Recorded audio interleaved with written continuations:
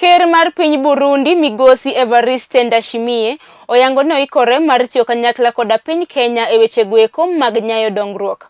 Kano loso e nyasi mar Madaraka e bomanero ma Kisumu, Ker Evariste wacho ni dongruok madhi nyime e bomanero ma Kisumu ahinya yore goeko mag wuoth kokalo e Lake Victoria biro konyo e tego tudruok e kind piny Kenya kaachiel koda piny nero mar Burundi e yore goeko mag ohala. Ker ma pacho kaendi Migosi Uhuru Kenyatta bende ne osiro wach makamano ma bende onyiso Ker Evariste ni oikore mar tiyo kode kanyakla ka osingo no biro konyo piny Burundi e kedo koda obadho mag uchumi e piny nero. Kamachielo jatend migawo mar pi koda weche goeko mag aluora mar piny nero mar South Africa ma bende ong'ere kaka Mikael Lindiwe Sisulu opuoyo mokalo Ker Uhuru Kenyatta kod jatend duond bura mar ODM Migosi Raila Amolo Odinga kuom riwruok margi mar neno ni dongruok koda kwe onya e pacho kaendi, ka owacho ni mano bende en ranyisi makare ne pinje goeko mag Afrika.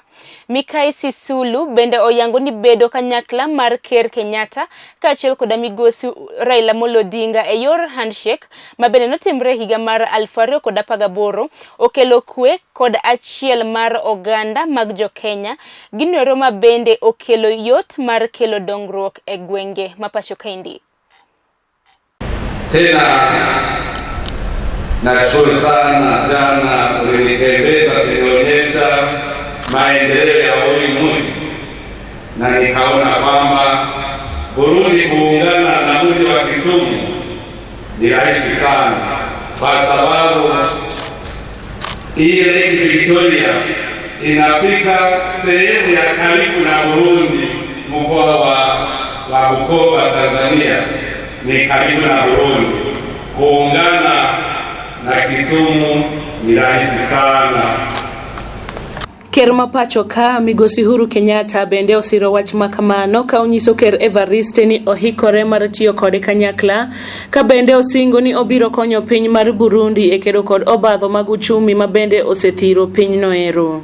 Amani kwa nchi ya Burundi na wananchi wa Burundi wameanza tena kuona maendeleo, na nataka nikuhakikishie leo ya kwamba sisi na wenzetu wa Afrika Mashariki tutaungana pamoja nawe tuhakikishe ya kwamba hii economic sanctions ambayo imewekwa kwa nchi yako imeondolewa, na ndio wananchi wa Burundi waweze kupata maendeleo ambayo wanastahili.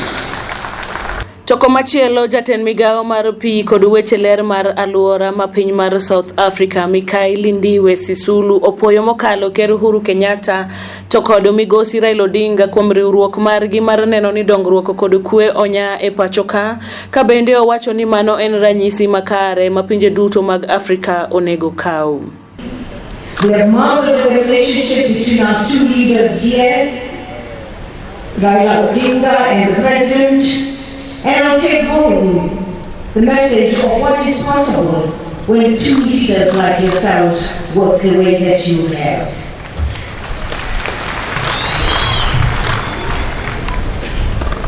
I traveled with you, Mr. President, as you took your rounds around Kisumu for the last 2 days.